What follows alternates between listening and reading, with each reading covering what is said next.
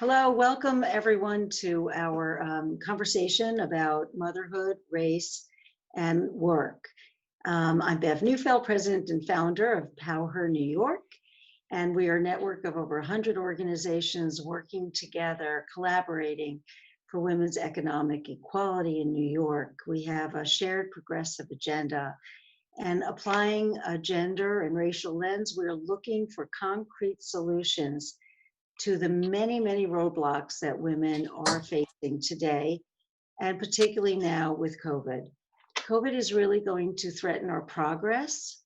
So we want to talk about that today, but we also want to look more deeply into what's been going on, the conversations that we all are having, and apply those conversations to the work that Power is doing, diving deeper into the intersection of race and all these issues. So I really am so happy to have everyone here to have this conversation. We were supposed to have this conversation on June 4th, which was Mother's Equal Pay Day, and Power has been running an equal pay campaign for since 2007.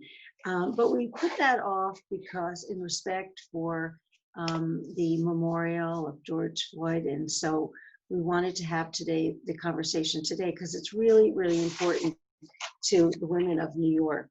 And we're coming together with a stronger sense of urgency, I think, and a deeper and sharper focus on the intersectionality of all these issues. So we're going to hear from some amazing women and moms today and experts. So these are our speakers. We're going to start out with an overview of the stats and the facts from the Institute for Policy Research. And then we have three wonderful moms who are going to share their personal and professional experiences. We have some quotes from essential workers, and then we're going to turn to solutions and questions and answers. So we have a lot to cover. So let's get started with our first speaker. That is Elise Shaw. Elise has been working at the Women's Policy Research Institute. They are an amazing think tank doing research on the intersection of gender and race. And they did a report called Holding Up Half the Sky. And it talks about breadwinners, primary breadwinners and caregivers who are mothers. So we interviewed Elise, who couldn't be here today, but because we changed the date.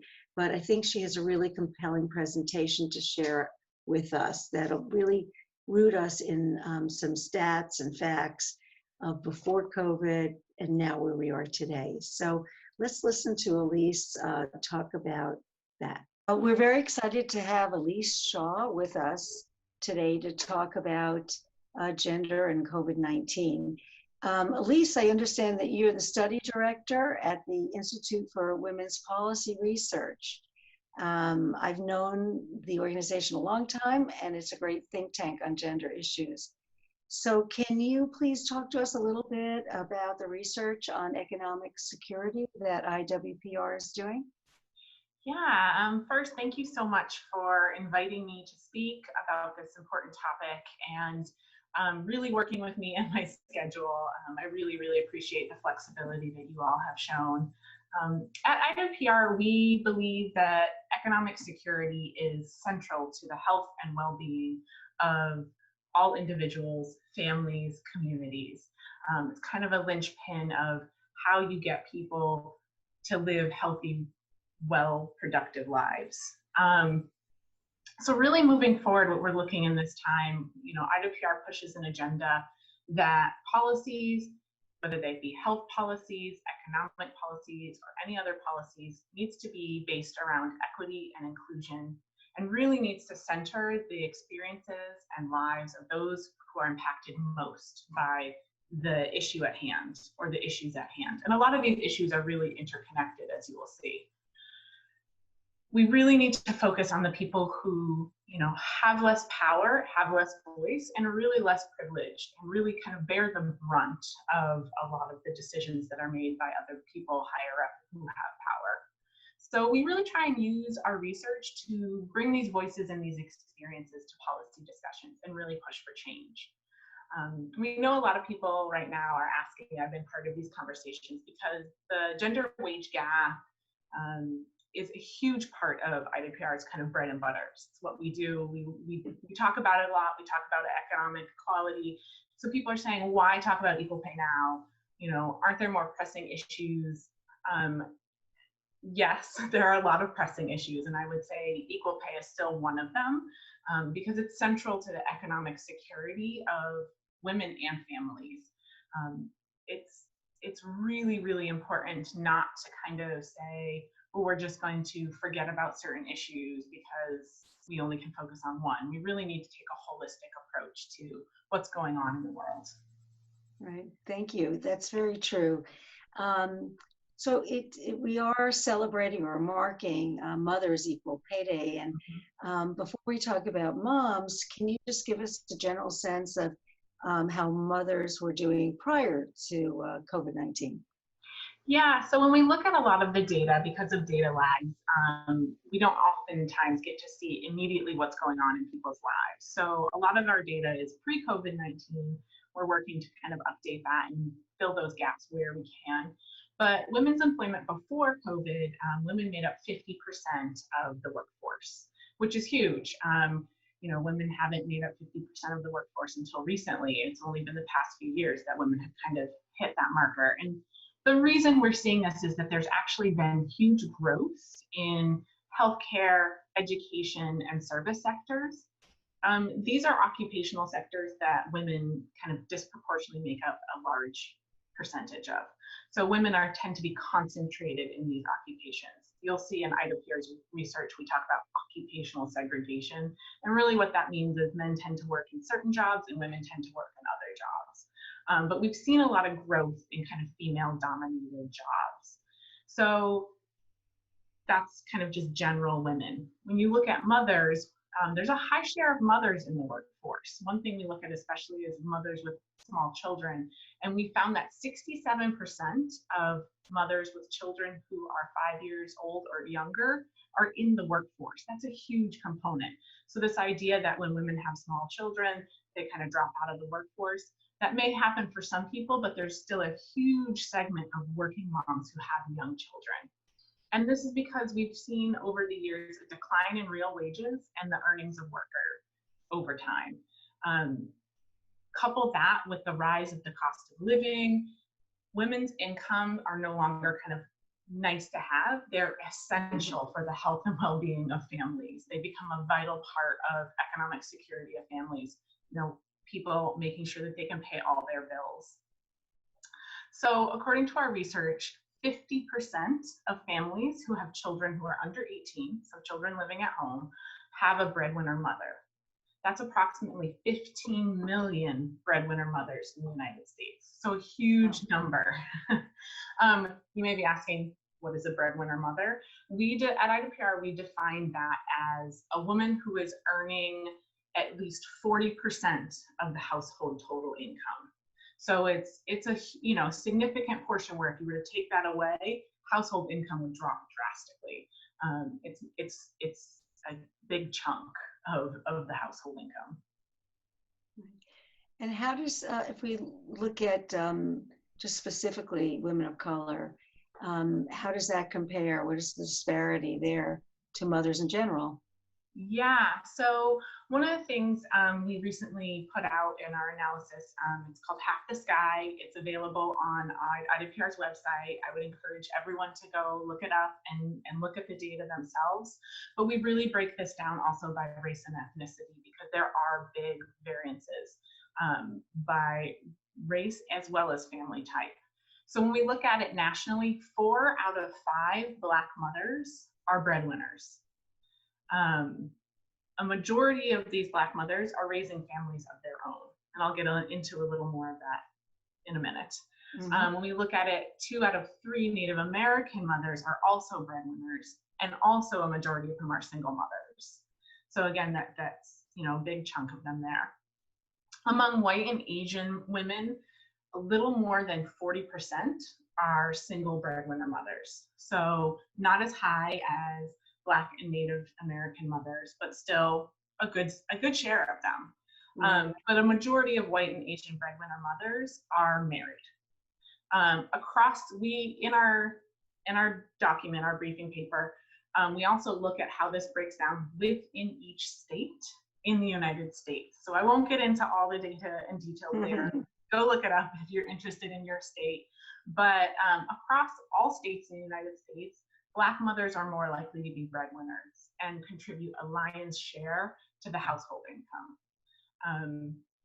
So these differences, looking at the fact that white and Asian women are more likely to be breadwinner mothers in married coupled households, actually comes back to the gender wage gap. If you look at the gender wage gap by race and ethnicity, white and Asian women are more likely to out-earn Black and Latina and Native American women. So this allows white and Asian women to contribute more to the household and the household total income. So that's why you kind of get this skew between how many are married and how many are single mothers. When in a married couple, if you're earning less, you're less likely to be able to contribute at least 40% of the household income. Right. So just to kind of bring in a little more context around this, though Black, Native, and Latina women are more likely to be the primary wage earners, they're also more likely to live in poverty. Just a little statistic, Black and Latina female-headed households make up almost 39% of female-headed households living in poverty. So it's a huge chunk of female-headed households living in poverty that are Black and Latina led. This is just, it has a lot to do with the fact, again, going back to the gender wage gap and occupational segregation. These women tend to be employed in jobs that pay lower wages, that don't have supports like paid family leave, paid sick days, health insurance, all that kind of stuff. So they have less supports, they have less income coming in, and so are more likely to live in poverty. Just to kind of bring it back to mothers a little bit, pre-pandemic research found that mothers also spend 37% more time on household and unpaid care work at the same time. And for Black and Latina women, they actually spend twice as much time on unpaid housework and care work as their male counterparts. So really it's just showing that these mothers who are working are carrying a heavy dual burden of being both a breadwinner and the primary caregiver. Right. And that's pre-COVID. Right, I was going to say, that's before our world got turned upside down. Exactly. So the picture wasn't that rosy then, even though we have improved over time, right? Mm-hmm. But certainly still major disparities, and also compared to men as well. Yeah. So now here we are in a new world of, we're in a pandemic. And I guess now, let's talk about how women are doing now, and what your research is showing around that. Yeah, I think the big thing that we are seeing and is becoming readily apparent to everyone is all the issues that we were talking about before are just being made more acute now.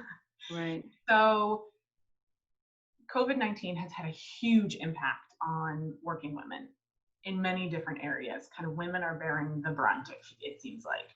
So many women are in jobs that are considered essential. They're healthcare workers, they work in retail at grocery stores or big box stores. So think of those kind of occupations, again, predominantly female-dominated jobs. Then there are other women who are continuing to work from home, who are part of the lucky 30% who can work from home. So they're still bringing in money, they're working, possibly very long hours. Mm-hmm. But schools are out, childcare centers have been closed, summer camps in a lot of areas are canceled, or they're being reimagined, they're turning into online camps. So really, you've got this nexus of working mothers being pushed into the impossible position of choosing between taking care of their children or continuing to work in a lot of cases. And I've seen this in my own personal life where people are having conversations saying, this is not sustainable. What do I do? How do I do this? So it's really this, impossible situation. A new study that was actually just released, which I found very interesting as a working mom, is that women who are working from home only have about 1 hour of uninterrupted work time during the day. Their male counterparts have about 3 hours of uninterrupted work time while working from home.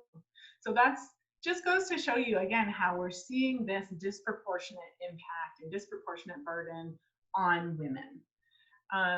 And so, like I said, while 30% of the workforce can work from home, many lower wage workers, many of them whom are women and mothers, are not able to work from home. So women are on the front lines. They're working from home, carrying an impossible burden, and a ton of them have lost their jobs. So we've seen a huge burden being carried by women by the job loss. Again, think about the jobs that are experiencing job loss. You have a lot of, again, retail stores that aren't deemed essential, a lot of service occupations, hospitality and leisure occupations. Right. There's a lot of jobs that are being lost, again, female-dominated jobs. So women have accounted for 60% of more than the 700,000 jobs lost in March, and 55% of the more than 20.5 million jobs lost in April. So that's just the first beginning of the COVID period. And looking at the job loss, women are losing more jobs. So now when we look at the jobs numbers, women's share of the workforce has taken a nosedive. We are back down to being under 50% of the workforce because of the impact of COVID-19. And again, like we had just hit that, like where we had breached that number only recently, and now we're back down. So it's really, really hard. You think about childcare centers that have closed, women lose their jobs. I just saw in the news that there has been a huge nationwide layoff of teachers. Again, that's going to be women bearing the brunt of those job losses. So huge impact on women in all different facets. Right. And if we hone in on looking at this intersectionally, we hone in on women of color. How does that look? So again, a lot of these jobs, you look at childcare workers, you look at the service sector, you look at leisure and hospitality. While I say that these are female dominated, I'm going to take a step further and say that a disproportionate share of women of color work in these jobs. Black women, Latina women, they're being hit very hard by job losses. Or they're essential workers. Again, these are a lot of the jobs that people didn't consider essential. They were considered low paying, low wage jobs that these women of color filled. And they're either working on the front lines and being possibly exposed to COVID, or they've suffered tremendous job loss. And when we look at that with the breadwinner mothers data, these mothers were already more likely to be the primary earners in their families. Additionally, they were struggling to make ends meet already. They were less likely to be in jobs that had work supports, such as, like I said, paid time off, employer provided health insurance, all those things that help us invest, have more free income and assets that we can spend on things like rent and food. So COVID-19 has only exacerbated those issues. Women of color are experiencing greater rates of unemployment. Almost 15% of Black women are unemployed now, and 20% of Hispanic women are unemployed. So it's huge. So when you look at the overall unemployment numbers, Black and Hispanic women are way above other groups. And the employment rate for single mothers has tripled. So that means more than 1 million single mothers have lost their jobs since February. So primary breadwinner mothers. Those are, those statistics are really daunting. And I think we have a lot of work ahead to, to try to help sort of go back to where we were, where things were moving forward in a positive direction. We thank you so much, Elise Shaw of the Institute for Women's Policy Research, for this, for talking to us, the study, which we will share online, and all the work that you're doing. So thank you so much, Elise. Thank you so much for having me and having this wonderful and very important discussion. Great. So that was Elise who came to us. She wasn't able to be with us today because we were going to be doing this a couple of weeks ago, but I'm really glad she was here to share with you some of the stats and the facts. But this is not only about stats and facts. This is about real people's lives. How is this really impacting women? How is this really impacting moms? And of course, what are we going to do about that? So to kick off that conversation, we have three great moms and professional women who are leaders in their organizations. So from a personal and professional perspective, I want to ask Tiffany Williams, who's the Director of Operations at Girls for Gender Equity, to kick off this conversation. I also want to note that Tiffany is the mom of twin one-year-old daughters. So that's quite a challenge. And we really appreciate your being with us today, Tiffany. Let's see, are you there? Great. I'm here. Oh, good, thank you. Hi everyone. It's such a pleasure to be on this call today about a topic that is critical and near and dear to my heart, equity for working mothers. And I'm really privileged to be able to talk about the standpoint of being a Black mother. I am a new mom. This is a new experience for me, and it's been a roller coaster for the past year. I think it's very important to start this conversation talking about the inequity in healthcare and the risk that Black mothers face when they are pregnant or in labor, and the mortality rate for Black mothers is worse than any other race, and the mortality rate for mothers in the USA, because it's driven by the mortality rate for Black mothers, is actually one of the worst rates in any of the major developed countries. And this is a real issue to tackle because nobody should be at risk of death because they're bringing life. And so while mortality is the main statistic that's driving those numbers, there are a bunch of challenges along the way, some of which I experienced myself, that can be eliminated with more fair practices, elimination of certain biases, and just equity in the healthcare system.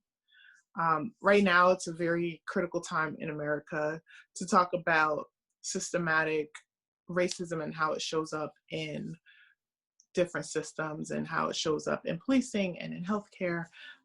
And so it's something to keep at front of mind, so that when we are talking about working mothers and we're talking about inequity for women of color and Black mothers in particular, we need to know that that conversation starts with a mortality rate and a huge risk and many questions asked even in bringing life into this world around healthcare. So even when you control for education, when you control for income, and when you control for where these mothers live, Black mothers still collectively fare the worst. And my personal experience shows me that it comes from a lot of bias in healthcare.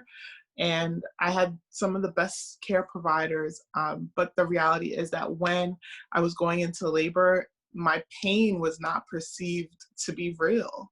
And so I was in active labor before I was taken to labor and delivery, despite already being in the care of the hospital because of the risk of preterm labor. And so because I was on a monitor that was supposed to monitor my contractions, the monitor had failed and they did not believe that I was having the contractions that I was experiencing. And it wasn't until I said, look, get me to labor and delivery or you're going to have a fatality in this room, that they took my pain seriously and started the process. And at that point, I was already in active labor for a few hours. So I had received an ice pack, a warm pack, and Tylenol before, and told that the labor contractions I was feeling was really Braxton Hicks. And so these are just some of the nuanced challenges in the healthcare system. We don't know why, don't know if I'm not saying that it's bad intent, but this is what mothers are experiencing. And there's often not a space for Black mothers to tell their story. And so a solution for that is really unconventional maternal practices, having women of color have access to doulas as part of their healthcare services, as part of their health insurance plan. And I think that'll make a big difference. So it was really important for me to just take my slot of time to talk about the maternal mortality rates for Black women. But I also want to just talk very quickly about the experience being a working mom of twins who are less than 1 year old, and they're going to turn 1 next month, while also leading an organization in the middle of a pandemic. This has been extremely challenging. And I think if I worked anywhere else in the world, it would be even harder, but it's been a great benefit to work at an organization that is women-led and women-centered. And while I'm one of the only parents currently at the organization, there's still something about women's leadership that is very compassionate and inclusive. And so while it's not everyone's direct experience, they can imagine what it's like balancing a full workload and 2 little tots who have a lot of needs. And what we came to the conclusion was that I would have a different work schedule, and I would have pockets of time where I'm online during the day just for those face-to-face meetings. And we brought it down so those meetings are just happening a few days out of the week. And then my blocks of time around that would be based on my schedule, because childcare I'm still the primary childcare provider in the home, even though it's a 2-parent home. And I also want to be the childcare provider for my daughters in this pandemic. And so it's important that organizations have policies that are reflective of the staff and inclusive of the staff. And I'm happy to say that even though I am a year or almost a year out, I'm still going to be able to access my organization's parental leave policy because they're so innovative. So I'm actually going to be able to take the month of July off and focus on taking care of my little ones. And so that is just a way that organizations can be creative and supporting the working moms in a space of equity. So I'm really excited to work at GG that's innovative, and hopefully more organizations can follow suit. Thank you so much for sharing that, Tiffany. It's so compelling that you talked about your experience just in giving birth. And I think it just highlights just how baked in, the systemic issues are. And not everyone realizes that. So your sharing it is extremely important. And I've already gotten, in the chat comments thanking you for doing that. But you also are highlighting something else that's so important. It's not just us changing policies, it's business doing the best they can for women, because otherwise women are going to be pushed out of the workforce. Right. So really, I think that's great. Of course, we love Girls for Gender Equity. We expect nothing less, but they're a great model for other businesses to follow. So that's really awesome. Thank you so much for sharing that. No problem. So, Thanks for having me. Thank you. Up next, another awesome organization that we have represented here, Moms Rising. We have Deanna Lamonge. Did I say that right, I hope? Diana Lamonge. Thank you, Diana.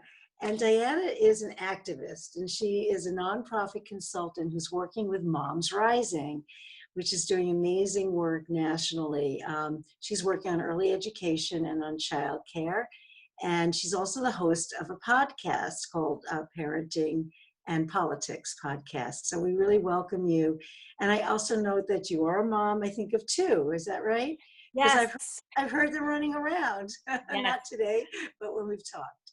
So Yes. Diana, can you share how COVID-19 is affecting your life? And what do you think needs to happen for moms to thrive and succeed, in the future? Sure. Hi. Well, thank you so much, Tiffany. That was incredible. And Elise, she shared some staggering, um, you know, uh, facts. I didn't know that only 30% of moms were able to work from home, which really shows that so many of us lost our jobs. Thankfully, as you mentioned, I'm a freelance consultant. So I was already working from home and I was easily able to transition. But as has already been mentioned, working from home with two kids is not easy. And as I think Elise said, it's quite unsustainable at this point. Physically, mentally exhausting, really. And yeah, one of the biggest challenges we have now is that we've just been informed that our childcare provider has decided to close its doors. So we don't know what's going to happen when we go back, to work, because like I said, working at home isn't sustainable. Both of us working at home isn't sustainable with both kids at home. So there are a lot of uncertainty. There's a lot of uncertainty, a lot of unknowns. We don't know what September is going to look like for my 9-year-old who's going into 4th grade. So yeah, it's a very, very scary time for parents. And Diana, there you are. yeah, I'm sorry. Diana, do you have any thoughts on, how can we address this? It's really the issue that keeps popping up, or things that people are talking about, some solutions or, ideas, because I people think, are so anxious about it, right? yeah, I think that there's a lot of talk of bailing out, big businesses and big industries. We have to bail out the travel industry because they're suffering. We have to bail out. But we don't talk about kind of the work that makes all other work possible, right? Like if parents don't have access to childcare, they can't work. If we can't work, we can't even consume, all the businesses that are going to be saved by all these bailouts. No one's going to be able to travel or go to restaurants or anything like that if parents can't go back to work, right? So childcare really is essential. We should have been talking about it first. How are parents going to get back to work? They need to be able to know that their children are going to be in a safe space, that it's going to be affordable. I feel like it's always kind of been kind of this thing on the side and no one's been really paying attention to it. And we as activists, we've been in this space and we've kind of been ringing the bells forever. I was in an event in February, we were talking about the child care crisis, and now it's like front and center. Like this is part of the economy. It's what we need to make the economy keep going and people working. So we need to treat it as such. So we need to fund it in a way where everyone can afford it. I think it's really important to pay childcare workers more than minimum wage, really. If a childcare worker is making minimum wage and they have to, put their children in childcare, what does that mean, right? Like, Right. Mm-hmm. I think it's really important for parents to share their stories. And I think slowly we're seeing that. I hear more and more stories about, like Elise said, it's unsustainable. Like it's not, there's stories in the New York Times. No one was talking about childcare in the New York Times, I feel like, the way it's being talked about now. And I don't mean to single out the New York Times, but it's just like, it's right in your face because everybody's working from home. It's like, oh my goodness. Right. Go ahead. Absolutely.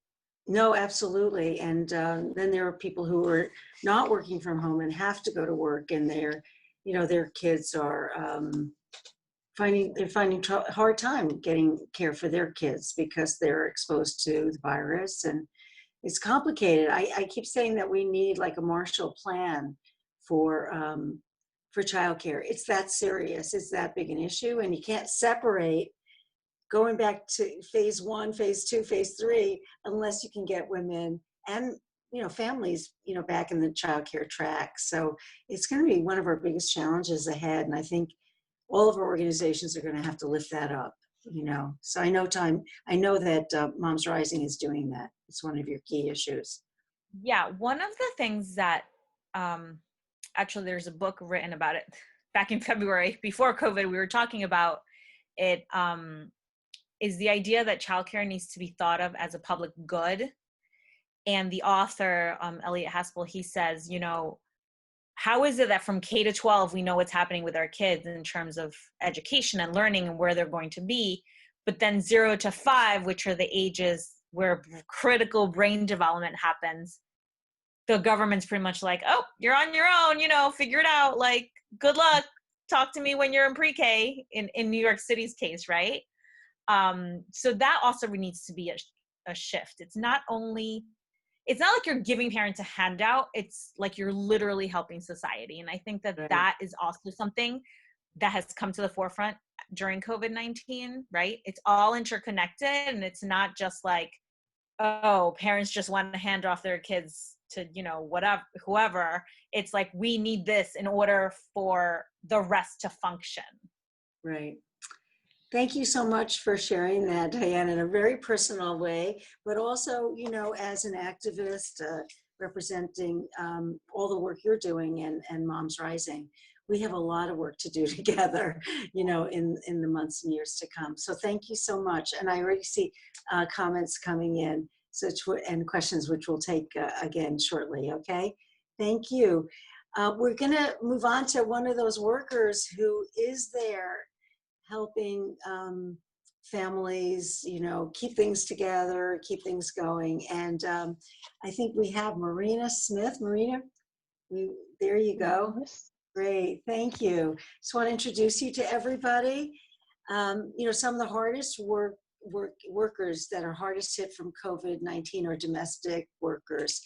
And I have had the privilege to work with the National Domestic Worker Alliance for some time and absolutely admire the work that they're doing, building respect, recognition, and as well as labor protections for millions of domestic workers in the United States, a majority of which are women and immigrants and women of color. So we are really fortunate to have a leader worker for the National Domestic Workers Alliance with us today, Marina. And Marina has personally experienced some of the problems that are really hard to talk about, and are really, really shameful in the system. And I really appreciate, Marina, your sharing a little, I know we could talk for hours about some of the things that you shared with me, but a little bit about your personal experiences now, and also what you see as other women, because you're a worker leader in this organization. What are you seeing that people are dealing with right now? And I hope that we'll learn from that, what we can do. Marina? Yeah. As a childcare provider, a professional nanny, being Black as a domestic worker and a mother, I went through difficult opportunities. And some of the things that I went through, especially not being able to take my daughter to the doctor's appointment. I was refused when I was asked to take her to doctor's appointment. Um, I never got the opportunity to go to school meetings. I never got the opportunity to go to her, collect her um, her school exam papers. I never got any of that opportunity to do things for her, not even to be with her on a weekend when I had my weekend off, that I had to leave her behind and travel. And especially the pediatrician sometimes would call me and ask me why am I missing an appointment. And the reason why I was missing appointments is because I wasn't granted the opportunity. I was told that my child have to go to classes, and if you don't show up at work, you're not getting paid. And a single parent, I even got threatened where I could lose my job. So I just had to keep going on and leaving her behind at all times. And it's heart wrenching to do this. Most of the times, even at high school, I couldn't get the opportunities that I could take her to the doctor to get her shots, and she was thrown out of school. And I had to call in and say that I was sick in order for her to be reaccepted in school. And even if I explained to the nurse, she would tell me that no, they can't keep her in school. So I got, as a Black domestic worker, I got a lot of obstacles in my way through um, moms that I work with, which I find was very unfair. The treatment was not a nice feeling. It was not something to talk about. And having my daughter on the back burner, any mom would feel in their heart that this is not the way the child should be treated. Even her education was a setback for me in life. And I went through it until she graduated from high school. Now she goes to college. It's a little easier because I mean she's 18 now, so she can take care of herself. But as a Black domestic worker and a mother, um, it means that already COVID had affected me, it had affected Black domestic workers. And my point I'm bringing up is that I am one of the unicorn. Right now, 80% are out of work. Being a member of NDWA, I know how to organize. And by organizing, I have been victimized anyway as a Black domestic worker. And with COVID-19, some domestic workers during this pandemic, they had to work, some lost their lives. And in my experience, out of 3 people that get paid, not a system that benefits me, and the government never helped me throughout the COVID. I had situations to walk out of it due to the COVID-19. It is not that I am getting extra, I am getting the basic minimum, and some don't. Just because just because I am getting the I'm getting paid doesn't mean that I get it all. I don't have health insurance. I still do not have it good to get the basic like everyone is still getting. It is a terrible situation just because I get paid throughout. I still find it's a minimum, and they do it because they still need me. And I consider myself as an essential worker also. And we are not recognized as essential workers. So I would like to know what can be done about what I would like to know what could be done about that, and what conversation we can have with moms to improve that situation.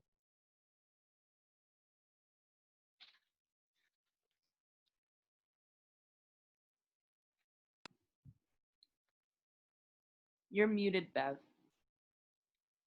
Yeah, I couldn't hear you. Yeah, sorry about that. You were telling me before that the National Domestic Workers Alliance trains workers, to stand up for themselves, and that's been helpful. Is that helpful for? I know it's been helpful for you. Has it been helpful for some of your colleagues as well? Getting through this really difficult time right now. Um, not all of my colleagues, it has been helpful. Helpful has been getting this help from it. For sure, I got trained by the Domestic Workers Alliance, and I use my training when I go on any job interview. But for some Mhm. who do not know about the organization, they're still being left behind.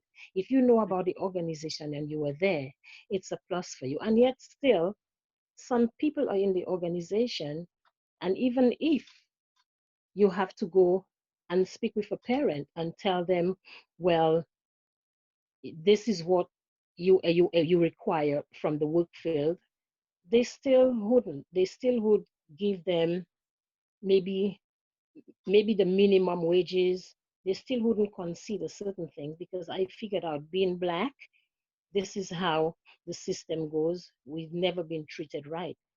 So Mhm. I could go and I could say it. Maybe I feel I have the power. Somebody else may go and feel that, you know what happened? They feel intimidated and they just accept whatever that the parents tell them. Well, Marina, thank you for sharing. You'll see people are very appreciative of your sharing this with us. And, the Power Network has worked on the Domestic Workers Bill of Rights in New York. And I know that they're working for a national one, but we all have to take responsibility, to bring those rights to everyone and make sure that we share that within our communities, right? And really stand up for each other. Yes. So thank you so much for sharing that. I think there's some questions, but we'll come back for that, okay? Okay. Um, Thank you. Marina just was talking about being an essential worker, which she is, and just want to flip to the next screen because we also talked to some other essential workers. The next one, please. And Nancy Hafner, one of our volunteers, was so kind to interview some folks who could not get on our call, and they're essential workers. They're working right now, but we wanted you just to see, and on the screen, and I'll flip in a second to the next person, that Kate, who's a nurse from the front lines, was saying to Nancy, I had lots of anxiety about going back to work, but we needed the money. Male nurses never have to lose money because they're fathers. I wanted to return, but what's right, I needed it, but I'm a new mom with a vulnerable newborn. My husband's a carpenter, an essential worker. So he never stopped working. I was about to resign. I'm a proud mother, proud nurse, proud wife. Every day is like going into battle. So we thank Kate for sharing that. And she's probably on duty right now. Let's turn to Laura, who's a medical assistant and who says, I'm a single mom. So who's going to watch my kids when I'm at work? People were afraid to take my kids because they were worried I would be exposed since I worked in a hospital. She's taking online courses and her professor said, oh, it's got to be easier for you now that you're home. But it's not easier because at work it takes longer to see each patient because of having to change PPE and short staffing. I used to work an 8-hour day and now it is 16 hours. So these are just some examples of what's happening out there. And I think we don't want to stop just talking about people's experiences, but if we can just go to the next slide, please. We want to be thinking about solutions. And so after this, you're going to get soon a request for you to fill out a survey. And, we're trying to dig into what people feel are the best solutions that we might be able to work on together, whether it's fairer pay for caregiver professionals like we were talking about. Some people could be trained for better jobs. How could we get that done? Obviously, access to childcare. There's a whole conversation going on about pay for unpaid caregiving responsibilities, which is really, a huge issue for American women particularly. Job protections. Are women going to get pushed out of jobs because, they can't have childcare, they can't come in? So we need to make sure that women are protected. Restaurant workers are again talking about ending the tip minimum wage. Will flex time be a good thing or is it going to be a problem? And we have expanding paid family leave, safer workplaces, of course, harassment-free workplaces when we're there. And we're asking for other solutions. We're going to send this list to everybody on the call, and we want you to fill it out. Tell us what you think are the top 3 issues, and then if you would share it with others so we can get a real conversation going on about that. And We want you to be involved in this election season. Power New York and almost all the groups are nonprofits. And so we do not do partisan politics. What we do is raise the issue and make sure that anyone who's running for office is going to answer our questions and answer, what are you going to do about this, right? How are you going to treat women better? How are we going to get childcare? And we just have a lot of questions for people. So we're going to give everybody a lot of information over the next few months. We invite you back. And actually, this conversation today is going to inform what the Power Network does in the next months ahead and the next year. And we're trying to create a vision, a recovery vision for the future. And this conversation is part of that. So I want to thank Diana, Marina, Tiffany, and Elise in DC, as well as the Power team of Rye and Abby, Nancy, and everyone else who made this happen. So thank you so much, everyone.